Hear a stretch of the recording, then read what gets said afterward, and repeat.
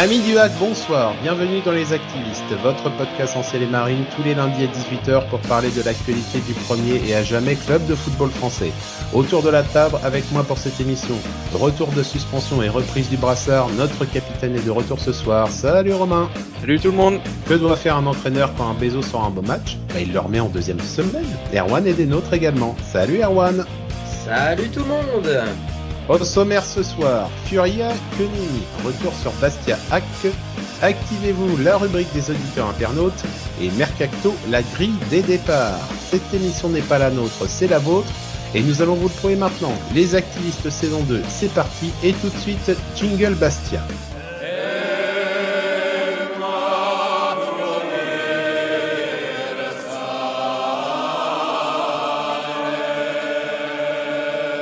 Aller au stade Armand Césari n'a jamais été simple et si le hack n'a pas perdu, nul doute que nombre de visiteurs perdront des plumes face aux insulaires qui ont proposé une opposition de choix au ciel et marine qui, à défaut d'être flamboyants, se sont montrés solides à l'image de la muraille des cages Yaya Fofana à nouveau dans un bon soir samedi dernier.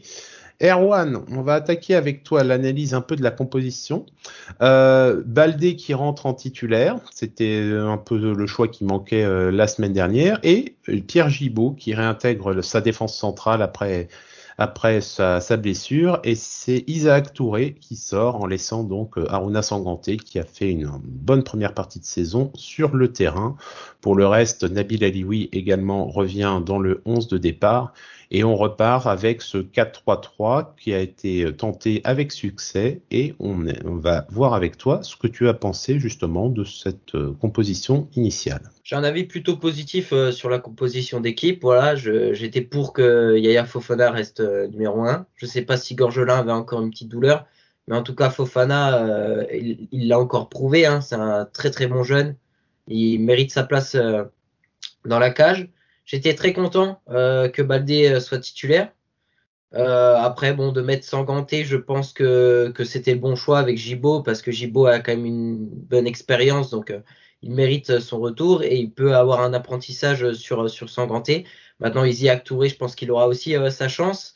Globalement, voilà, sur la compo, je pense que c'est une composition d'équipe plutôt logique. Même s'il faut quand même signaler l'absence de Quentin Cornet en place de titulaire, mais bon, il est quand même rentré en seconde période et non, pour moi c'est pas une compo qui me choque, c'est une compo plutôt logique. Romain, toi aussi, sur l'expérimentation que tente Paul Le Guen avec Thierry sur l'aile, vu que c'est la principale évolution qu'il y a dans sa compo, qu'est-ce que t'en as pensé ? Est-ce que c'est logique ? Est-ce qu'on repart sur quelque chose ou est-ce que c'est dû au fait que avec Alex Bonnet, on sait pas trop où le placer vu qu'on veut pas changer trop la compo de l'équipe avec les jeunes qui ont bien commencé. Si on revient tout de suite sur Thierry, il a fait un bon match la semaine dernière. On a cru que ça y est, on avait trouvé sa place et qu'il allait pouvoir enchaîner à cette place-là face à Bastia. Bon, ça n'a pas donné le même résultat, on en parlera après. Après, effectivement, ce qu'on peut retenir, c'est que Bonnet serait peut-être en concurrence directe avec Abdoulaba, puisqu'on sait qu'il peut plus vraiment jouer sur les côtés, donc il est plutôt candidat à une place dans le cœur du jeu, et pour l'instant la préférence va vers bas, enfin en tout cas depuis 2 matchs. Moi pareil, j'étais content de voir Baldé parce que je veux dire on a été le chercher, c'est un vrai latéral, il faut le faire jouer. Il faut pas faire du bricolage. En tout cas, il faut lui donner sa chance au moins 2, 3, 4 matchs jusqu'à temps qu'on voit ce qu'il vaut vraiment, et après il ira sur le banc s'il y a besoin qu'il est sur le banc. Ce qui était intéressant de voir aussi, c'était qui allait sortir entre Sanganté et Isaac Touré. Le choix a été donc sur Isaac Touré sur le banc pour faire rentrer Gibaud. Hein. C'est logique que Gibaud rentre, mais encore une fois, c'est intéressant de savoir qui devait sortir.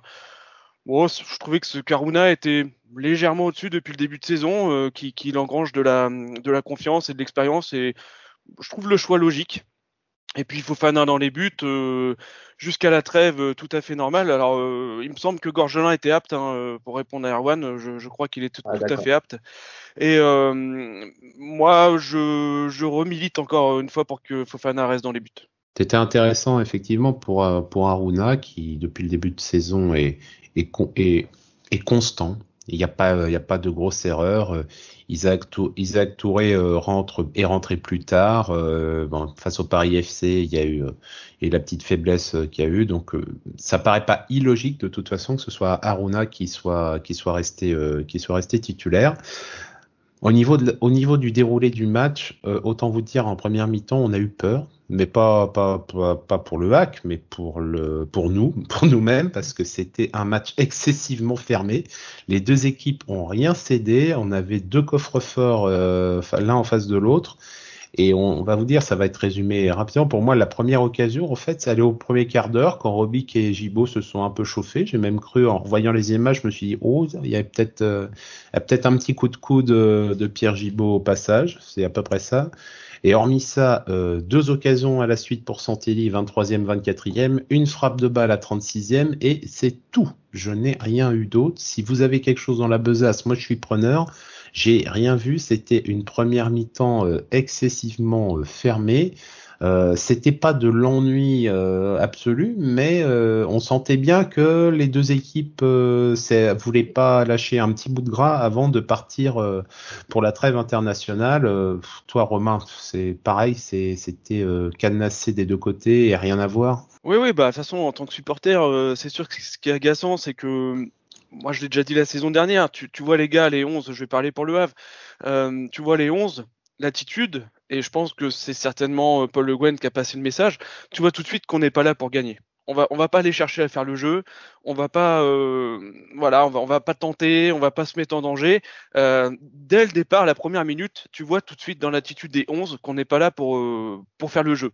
Et d'abord les stats de la mi-temps l'attestent bien, parce qu'il y a 67% de possession de balle pour Bastia, il y a 7 tirs tentés pour Bastia contre 4 pour nous, et 192 passes réussies pour Bastia contre 72 pour nous. Donc voilà, ça montre tout de suite l'état d'esprit dans lequel on était samedi soir face à Bastia. On était là pour faire la muraille, et la première mi-temps, ça a répondu à ça.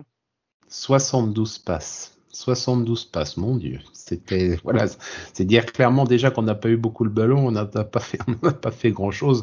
Toi, Erwan, pareil, même résultat, tu t'es dit, ça va être comme ça ce soir. Ouais, c'est vrai que je pense que si on aurait eu une motivation supérieure pour aller arracher la victoire, on aurait pu gagner le match. Je pense qu'il y avait vraiment les moyens de remporter le match. Après, c'était pas facile parce que c'est vrai que la défense bastiaise était quand même assez agressive. Le gardien était pas mauvais, quand même, de l'autre côté aussi. Mais c'est vrai que le terrain était pas facile. On sait pas, Erwan, on sait pas s'il était bon ou mauvais. On ne sait pas, mais après, c'est vrai qu'on l'a pas vraiment testé. Mais après, il n'était pas à l'air mauvais. Mais c'est vrai qu'il n'a pas été vraiment testé, c'est ça. Il avait un on-course, donc il peut pas être mauvais on-course. Oui, c'est ça. Après, c'est vrai que c'était. Il y a quasiment rien à dire en fait sur ce match. Il s'est quasiment rien passé. Au moins sur la première mi-temps. Sur la première mi-temps, au moins, il y avait pas grand-chose. Je voudrais voir avec vous. La deuxième, ça s'est très légèrement desserré. On a bien senti que les deux équipes ont dit alors on a montré qu'on savait verrouiller complètement. On va essayer de jouer un petit peu. On sentait bien que les Bastia étaient peut-être un peu plus forts, un peu plus forts, c'est peut-être vite dit, mais au moins avaient des meilleures intentions dans l'offensive. On notera quand même, le terrain était quand même indigne de la Ligue 2. À un moment, il faudra peut-être sévir clairement. Si on veut du spectacle, on ne pourra pas se permettre d'avoir un terrain qui ressemble à un champ de labour comme c'était le cas samedi soir. Mis à part ça s'est légèrement desserré, et là aussi j'ai eu peur qu'on finisse à 10 parce que à la fois Richardson et Ba ont eu des situations compliquées avec des fautes qui auraient pu valoir le rouge. Il n'en a rien été, tant mieux. Et on a bien vu que on pouvait avoir des possibilités, surtout sur des ballons de relance Bastia qui étaient un peu hésitants. Il y en a eu beaucoup à la fin du match qui auraient pu être mieux joué et aurait pu finir en but pour le Axe. Il n'en a rien été, dommage. Et on marquera juste quelque chose, c'est l'action la plus importante du match, et à la 76e, coup franc de Ducrot pour Bastia, détourné par l'une mur qui finit sur le poteau. Et Santelli là aussi qui ne peut pas mettre le couvercle sur la casserole. Et là on a eu très très chaud. Erwan, je te vois opiner du chef. Là aussi à ce moment-là, toi ton 3-0 que tu avais pronostiqué, il te paraissait bien loin à ce moment-là. Oui, là, j'ai eu peur. Là, j'ai eu peur. Bah, pour moi, le 3-0 était faisable si le Hack avait l'intention de gagner et si directement on était en confiance dès les premières minutes de jeu. Je savais que ça allait être un match difficile si ça traînait. Et ça a traîné et on voyait derrière que dès le début du match qu'on voulait pas gagner. Clairement, on voulait juste rentrer à la maison avec un point et s'en satisfaire. Romain. Oui, bah, comme tu l'as dit, la principale action du match, elle est côté Corse avec le poteau et bah, on a eu très chaud. On a eu très chaud. Après, bon, ça aurait été aussi logique. Hein. Les Bastis, ils ont quand même pas mal attaqué, ils ont quand même pas mal exploité de ballons. Ils ont été maladroits quand même devant le but, même en première mi-temps. Moi, ce qui me gêne, hein, ce qu'il faut retenir, ce qui me gêne, c'est que quand ça fait 0-0 à la 65e, bah, ok, on commence à blinder et à se dire c'est bon, allez, on va rentrer avec un point dans la valise. Nous, j'ai vraiment l'impression qu'on s'est dit ça à la première minute. Enfin, c'était la tactique du soir. C'était la tactique du soir. Alors, c'est pas la première fois que Paul Le Guen le fait. Hein. On l'a fait plein de fois la saison dernière, plein de fois. Encore une fois, le plus frustrant, c'est côté supporter. Effectivement, quand on regarde des matchs comme ça, c'est effectivement pas des matchs qu'on a envie de voir tous les samedis soirs, hein, c'est clair. Maintenant, le point positif, on est rentré qu'un point. Voilà, c'est la trêve. C'est pour moi très positif de rentrer qu'un point de Corse. Oui, tu as quand même, au final, on va en parler un petit peu plus tard dans le mini-bilan qu'on va vous faire des 6 premiers matchs. C'est cohérent et ça ressemble à quelque chose. Effectivement, il y a eu 2-3 possibilités. Franchement, moi, je regrette ces ballons de relance corse qui ont été mal négociés et qui ont été interceptés, qu'on récupérait aux 40 mètres dans la zone adverse. Là, il y aurait peut-être eu quelque chose, mais ça manquait un peu de projection pour essayer de gagner plus loin. Et au final, bon, bah, ce match, il finit sur un 0-0 qui arrange tout le monde. Il n'y a pas eu plus à dire. Les deux auraient pu gagner sur un petit coup du destin supplémentaire. Il en a rien été. Je retiendrai juste des petits clins d'œil mercato à vrai à la 69e avec l'entrée de Najera qui pendant un moment a été annoncé sur les tablettes du Hack et de mon chouchou Sébastien Sallamonge qui a failli à la dernière minute nous jouer un joli petit coup. Lui qui était trop mauvais pour jouer selon Oswald Tanchot, bah il a failli nous planter un petit but à la dernière minutes, ça aurait été un clin d'œil cruel du destin. Mais ouais, je suis très content aussi je suis très content de le revoir sur des terrains de Ligue 2. Je l'ai appris il y a pas si longtemps que ça qu'il était arrivé à Bastia, il y a peut-être 3 semaines, par hasard, et parce que oui, il faisait un bon match et un gars de l'équipe de Malick 2 avait tweeté que Salamonge faisait un bon match et donc j'étais étonné de le voir à Bastia, mais c'est vrai que je te rejoins, Gilles. J'aime bien ce profil de joueur et c'est super de le revoir sur les terrains de Ligue 2, quoi. Petit meneur de poche, ça fait du bien. Parlons un petit peu, messieurs, justement, du bilan du Hack avant cette trêve. Donc, 2 victoires, 3 nuls, 1 défaite. C'est pas exceptionnel, mais c'est solide. On retiendra quand même 4 matchs sans encaisser de but. Ça, déjà, c'est le très bon point à retenir de la défense qui maintient sa solidité. Ensuite, on verra ce que ça donne pour la suite. Il n'y a pas encore trop de perspectives. On voit juste qu'il y a des équipes qui vont devoir quand même cravacher, soit pour sortir de la zone rouge, soit pour rattraper le retard. On pense à Dijon, qui a fait un match nul en 6 matchs. Donc, eux, qui étaient annoncés comme les Galactiques de la Ligue 2 cette saison. On verra ce que ça donnera avec Patrice Garande maintenant aux commandes. Et dans l'ensemble, qu'est-ce que vous en avez pensé, vous, de cette première partie? Romain, avec toi. Oh, c'est un bilan plus qu'honorable avec l'effectif qu'on a. On n'a pas recruté, c'est des jeunes qui jouent. Non, on est à notre place, 9e, on est bien. Il n'y a qu'une défaite au compteur sur 6 matchs, c'est génial. Franchement, c'est un bon début de saison pour le Havre. Maintenant, on va en parler peut-être, certainement en deuxième partie d'émission. Voilà, on restera là si au niveau mercato il se passe rien et on peut peut-être même encore descendre parce que ce que font les jeunes c'est remarquable, tout le monde le dit, tout le monde l'a vu, etc. Est-ce que ça va tenir? Ça c'est quand même la grosse interrogation. Donc sur 6 matchs, c'est super, on peut leur tirer vraiment notre coup de chapeau, c'est vraiment super. Maintenant, tenir toute une saison comme ça, je suis pas persuadé quoi. Et pour les autres équipes, on voit que Toulouse c'est costaud, Paris FC c'est costaud, un très bon début de saison de mes amis d'Ajaccio qui n'ont pas perdu de match, et qui font partie des 4 équipes qui n'ont pas perdu de match avec Nîmes aussi. Et puis comme tu l'as dit, hein, la grosse surprise pour l'instant c'est Dijon où la mayonnaise c'est plutôt de la moutarde. Hein. Non mais voilà, ça pique, ça pique pour eux là. Il y a prend pas. il y a un peu trop de vinaigre dans la moutarde pour le moment pour Voilà. que ce soit Non, digeste. ça prend pas du tout. Et là, je pense qu'ils sont, ils ont, enfin, après 6 matchs, je veux pas dire qu'ils ont déjà trop de retard, mais bon, ouais, franchement, on prend peut-être pas trop de risques à le dire. Hein.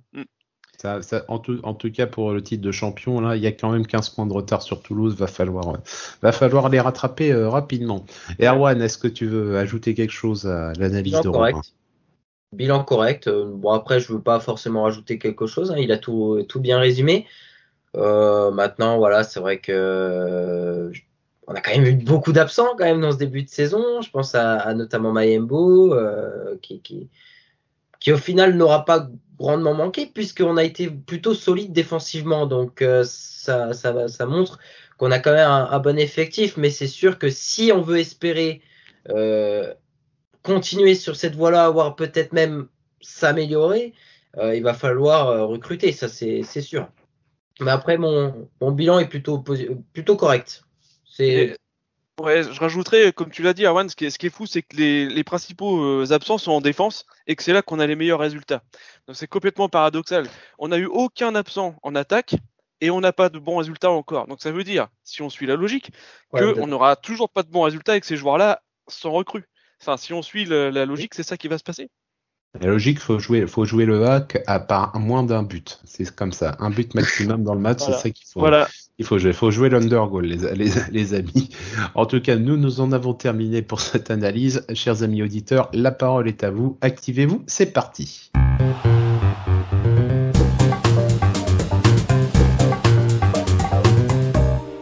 Romain, c'était pas magnifique sur le terrain samedi soir. Est-ce qu'au moins sur Twitter et sur tous les réseaux, ça a bougé un peu plus ? Je vous ai retenu quelques tweets de la semaine déjà avant de passer au match. Donc je vais vous lire celui de John Kenzo qui dit que bientôt il y aura plus de candidats à la primaire des Républicains que de joueurs dans l'effectif du Hackfoot. Il y a encore un peu de marge, mais les tendances en tout cas sont celles-là. Accusé aussi qui nous parle de l'actualité, avec le départ d'Oumout et le contexte actuel, on a peut-être une chance de récupérer Benjamin Mendy. Il va falloir payer la caution. Et j'ai retenu le pauvre Benjamin Mendy, on n'a pas voulu en parler mais non, il y en a qui se sont bien occupés de son cas sur Twitter, donc on va pas en rajouter. Et j'ai retenu aussi cette semaine un échange sympathique entre notre copain de Malab Inside, Maxime, qui se plaint donc sur le carton rouge de leur joueur Mendy, qui avait une seule certitude à l'heure actuelle, c'est que l'arbitre n'a absolument pas vu l'action. Ce à quoi, Gilles, tu as répondu, ça fait quoi à l'heure de se faire sanctionner dans ces conditions ? Et oui, parce qu'on se rappelle qu'on a eu la même sanction contre Caen. Et j'ai adoré la réponse de Maxime aussi qui dit « Tu as mis un peu de temps, je trouve. » Ce à quoi je lui ai dit « C'est meilleur quand c'est froid. » Pour l'analyse d'après-match, moi je vais vous emmener faire un petit tour de montagne russe dans les réactions de la communauté du hack. Parce que vous allez voir que concernant le match, on est tous à peu près d'accord, hein, tout le monde se rejoint. Mais concernant le potentiel de l'équipe, on fait le grand écart en fait. Donc on a Tijo qui fait partie de la Team Actu, qui nous dit que la défense est juste, que Fofana est l'arbre qui cache la forêt. Donc pour lui, Fofana, c'est lui qui tient vraiment toute la défense. Boutaïb et Thierry sont généreux, ils défendent bas, même voire trop bas. En attaque, ça pêche énormément. On joue pour pas prendre de but et non pour essayer d'en mettre un. Voilà, pour ce qui concerne le match. On ne pourra jamais jouer autre chose que le maintien. Je persiste, on doit recruter si on veut voir plus haut. Donc là, on parle de maintien chez Tijo. Eh ben, je suis pas d'accord avec lui. Je ne suis pas d'accord avec lui. Je considère que Fofana n'est pas un arbre qui cache la forêt, que la défense est beaucoup plus solide que ce qu'on croit. Je pense qu'Aruna Sanganté est sous-coté pour le moment parce qu'il avait à côté de lui un Isaac Touré dont tout le monde parle depuis très longtemps. Mais je pense que Sanganté, il a prouvé sa valeur. Et que la défense est peut-être plus solide que ça. Et il y en a un qu'on n'a pas parlé, vu qu'on va en causer dans la deuxième partie. C'est Mbemba, mais c'est à savoir, c'est si on se décide Si on décide d'avoir des arrières latéraux qui sont surtout des défenseurs, Mbemba, ça peut faire le café. Ensuite, faut une animation derrière offensive qui soit suffisante pour compenser ça. Mais si on part sur ce schéma-là, un Mbemba qui fait défenseur, uniquement défenseur, ça peut le faire. En 4-3-3 sur une phase offensive, c'est ça que ça va compenser normalement. Enfin, sur un 4-3-3, tu compenses le non-apport offensif de tes latéraux, quoi, tes arrières. Ça peut le faire. Ça peut le faire. J'enchaîne avec Thibaut qui nous dit un bon résultat car ce n'est jamais simple de prendre des points au Stade Césari. Après une première mi-temps assez terne, on aura montré une bonne solidité défensive en gardant le 0-0. Maintenant, on va pouvoir se concentrer sur le mercato. Faut faire de l'ultra concentration parce qu'il va pas y rester quelques heures là. Ouais. Ackman qui nous dit toujours aussi faible devant, un bon point pour le maintien. Il parle lui aussi du maintien. Que retenir, que retenir, nouveau clean sheet pour Yaya, mine de rien, il se plaît au poste de numéro 1. Autrement, le hack a fait du hack, même stratégie que le début de saison, mais sans les buts cette fois. Bravo tout de même pour ce petit point en Corse, 1 ou 2 renforts, ça serait pas trop. On a Sil Hack qui dit que le compteur tourne, que c'est un bon point de prix, et encore un clean sheet de plus pour Fofana. Alors Fofana, stop ou encore ? Encore. Pour le moment encore. Encore envie. Ouais, je pense qu'on est à peu près tous d'accord aussi là-dessus et j'espère on verra après la trêve, mais c'est un gros match pour lui s'il joue contre Toulouse. Ça va être un gros test pour le coup là. Donc moi je pense que ça serait bien que Paul Le Guen il aille au bout de l'idée et qu'il fasse jouer contre Toulouse pour voir quand tu as un grosse écurie ce que ça vaut quoi jusqu'au bout. De toute façon, à la reprise, tu vas avoir 4 matchs en 2 semaines, ça va calmer certains esprits. Et on verra bien là où on en est, si on peut assurer la cadence sur 2 rythmes, parce qu'il y a de ça aussi, c'est voir est-ce que nos jeunes sont capables d'enchaîner 3 matchs dans la semaine. Il y a un club en remontant la Seine qui a pas été capable et qui a explosé en vol la première fois que ça lui est arrivé, donc on verra nous si nos jeunes sont capables d'assurer. Polo Elage qui dit une première mi-temps pas terrible, 20 minutes encourageantes en début de deuxième mi-temps, fin de match sous asphyxie par les Bastiers. Un bon point au vu de la physionomie du match, 9 points en 6 journées, encore 36 pour être tranquille et pouvoir basculer sur la préparation de la saison prochaine. Voilà, donc on parle encore de maintien. Thomas Basile qui nous rejoint de temps en temps avec nous pour enregistrer. Je trouve que c'est un très bon point, ça ne restera jamais simple de faire quelque chose en Corse. Et j'aimerais terminer par Benoît Donquel. Alors c'est pas un tweet, c'est un extrait de son article suite au match, qui dit que le hack semble au moins taillé pour naviguer au-dessus de la barre du top 10 actuellement, hein, et peut-être un peu mieux encore si les dirigeants se décident à mettre à disposition de Paul Le Guen un buteur, un vrai. Donc là, pour ça les montagnes russes, je vous ai parlé de maintien.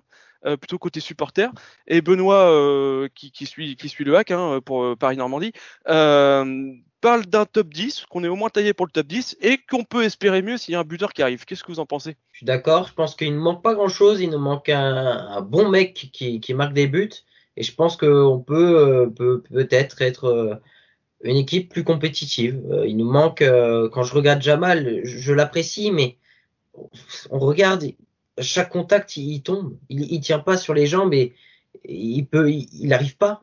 Alors Khalid est un peu plus solide, mais il nous faut un mec, faut aller chercher un Tino Kadewere. C'est pas facile à dire, mais faut aller nous chercher un Tino.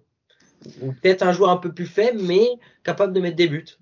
Tino, j'ai vu qu'il y avait certains supporters lyonnais qui le trouvent nul. Bon, écoutez, s'il veut revenir, il a pris cher. Il a pris cher, ouais. Il a pris très cher. Ouais. Comme quoi, il y a un an, il faisait gagner l'OL au Parc des Princes. Hein. La versatilité de certains supporters, elle est plus approuvée. Nous, en tout cas, Tino, si tu as envie de revenir et de refaire ton duo avec Jamal, nous, il n'y a pas de problème. S'il faut aller te chercher, on trouvera ce qu'il faut. Hein. J'ai ma voiture qui est à disposition si besoin. Je fais l'aller-retour dans la nuit s'il le faut. Il n'y a aucun problème. Chers amis auditeurs, en tout cas, vous avez du talent. Nous le répétons chaque semaine. C'est toujours un plaisir de vous retrouver. Nous allons maintenant attaquer la traditionnelle séquence du mois d'août, Mercato, la grille des départs. C'est parti.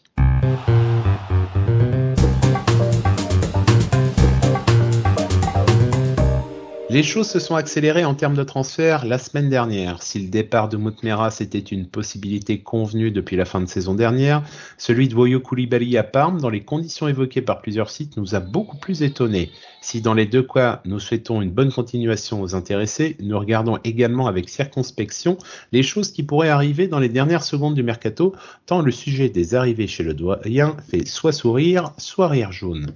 Messieurs, je voulais voir avec vous. Donc, le départ de Moutmeras à Beşiktaş est quasiment acté à l'heure où nous le faisons. On attend juste une officialisation qui devrait plus tarder. Celui, en tout cas, de Woyo Coulibaly à Parme a été acté la semaine dernière. On a été très étonnés. On a entendu des montants à plusieurs millions d'euros. On ne sait pas si c'est du lard ou du cochon, mais si ça devait être le cas, ce serait le braquage du siècle à mon niveau. Mais tant mieux pour les Havrais s'ils ont réussi à faire un coup comme ça.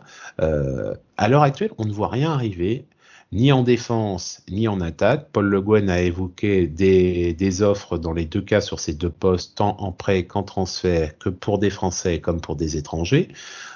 Est-ce qu'on va recruter enfin quelqu'un avec ces deux départs supplémentaires, ou est-ce que encore une fois on va se retrouver face au mur de on va attendre le dernier moment et en gros tout va se négocier mardi après 18h.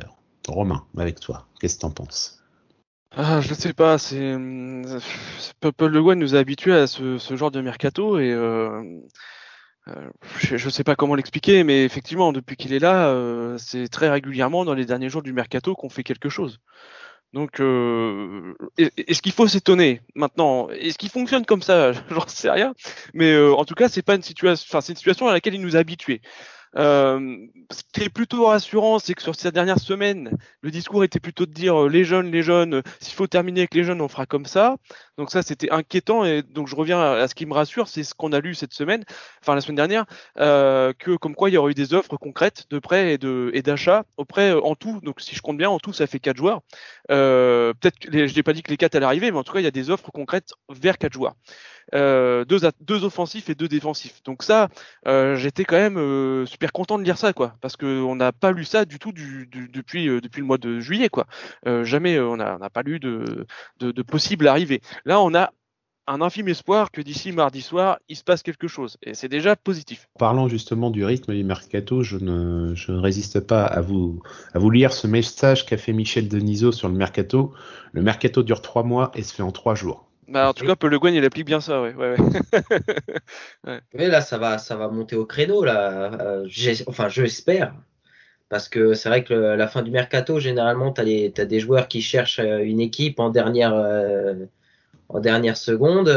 T'as des équipes qui veulent vendre vite. Donc, s'il y a un moment pour chercher un joueur, c'est maintenant. Parce qu'à la fin du mercato, après, il va falloir faire avec ce qu'on a. Et si on fait avec ce qu'on a, on sera pas tellement compétitif. Là, ouais, je rajouterais aussi que pour remplacer Koulibaly et Meerash, au début on pouvait se dire comment on va faire pour remplacer un joueur de ce calibre. Finalement, quand on regarde ces saisons-là, voilà, on n'est pas, je suis pas plus inquiet que ça parce que il devait exploser, il a fait une très bonne saison la première année, mais l'année dernière, pour moi, il était pas au-dessus. Enfin, personnellement, je l'ai pas trouvé au-dessus de la Ligue 2. C'est ce qui rajoute à la déception, c'est que tu sais que ça vaut beaucoup mieux que ce qu'on a vu au HAC. C'est ça le problème. C'est un type qui arrive en Kidam et qui navigue entre deux eaux et qui aurait fait une saison à Meras. On dit il a fait ce qu'il a pu. Meras, tu sais quand même que normalement c'est d'un calibre supérieur et que malheureusement tu l'as vu qu'avec trop peu de fois au HAC, tu l'as vu au niveau qu'il aurait dû être. Pour moi, il est même pour une bonne équipe de Ligue 2, il est quand même moyen. Enfin, il est pas. J'aimerais qu'il soit fort, mais il manque, je trouve, il a régressé peut-être, je sais pas, il a peut-être eu un plafond, il n'arrive plus à progresser, En tout cas, moi ce que je vois, c'est qu'un Meerash, au niveau qu'il était la saison dernière, il y a un Koulibaly, ça se trouve sur le marché des transferts. Voilà. Si on doit numériquement les remplacer, je suis pas inquiet, je pense qu'un joueur de ce calibre, de ces deux calibres-là, ça se trouve. Et au niveau de la future défense, Romain, tu avais lancé un sondage justement sur Actu pour avoir une idée de quelle serait pour vous la défense qui va s'en sortir. Quel est le résultat qui en sort? Ouais, donc j'avais précisé que c'était si on voulait le faire à long terme en intégrant Eman Ben Mohamed, pourquoi pas, parce que faut attendre qu'il revienne. Et surtout, j'avais précisé aussi c'était sans recrue, bien évidemment, avec les joueurs qu'on a actuellement. Ce qui en ressort, c'est que les followers voient Baldé arrière droit, voient Mayembo en défense centrale et voient Isaac Touré en deuxième défenseur central. Ça, c'est la surprise. Et en arrière gauche, les followers aimeraient Waib. Voilà. Donc c'est une défense qui pour l'instant n'a pas eu l'occasion de voir, mais on part du principe que tout le monde est en forme, tout le monde est dispo. C'est cette défense qui ressort de la part des followers. C'est une défense qui peut ressortir. Il y a à faire. Touré, forcément, on en parle tellement comme étant un futur grand que les gens en parlent aussi. Mais ensuite, de toute façon, c'est comme à chaque fois, c'est sur le terrain que ça se fait, hein. Mayembo, il est titulaire indiscutable. Il était à la cave il y a 13 mois. Donc, ça peut aller très vite. Le problème viendra de l'arrière gauche de savoir si on veut jouer plus offensif ou plus défensif. Donc là, dans ces conditions. Oui, en précisant que j'avais proposé Nolan Mbemba et Jean-Pascal Fontaine même dans les propositions de défenseurs, et Nolan Mbemba n'est pas ressorti. Hein. Les gens préfèrent avoir Wahid que Nolan. Hein. On verra peut-être après le match de samedi soir, ça va changer un petit peu. Et arrière droit, Jean-Pascal, il se mettra arrière droit, il se mettra milieu droit, il se mettra là où il peut essayer de gratter du temps de jeu. Mais ce qui est certain, c'est que s'il a envie d'être titulaire à nouveau, il va falloir suivre fort au centre d'entraînement, car pour le moment, ça va être compliqué. Et c'est fini pour ce soir. Nous vous remercions de nous avoir suivis. Pour ne pas manquer nos prochaines émissions, abonnez-vous à notre chaîne YouTube, laissez-nous un pouce bleu, un commentaire et mettez la cloche afin d'être prévenu dès la sortie. Nous sommes également disponibles sur toutes les plateformes de podcast. Rejoignez-nous sur Twitter @actu_fr ainsi que sur notre site actu.fr. N'hésitez pas aussi à aller vous abonner à la chaîne d'Erwan et à ses réseaux. Nous vous souhaitons une bonne soirée, à bientôt pour le prochain numéro des Activistes, et en attendant, allez le hack et allez le Havre. Merci.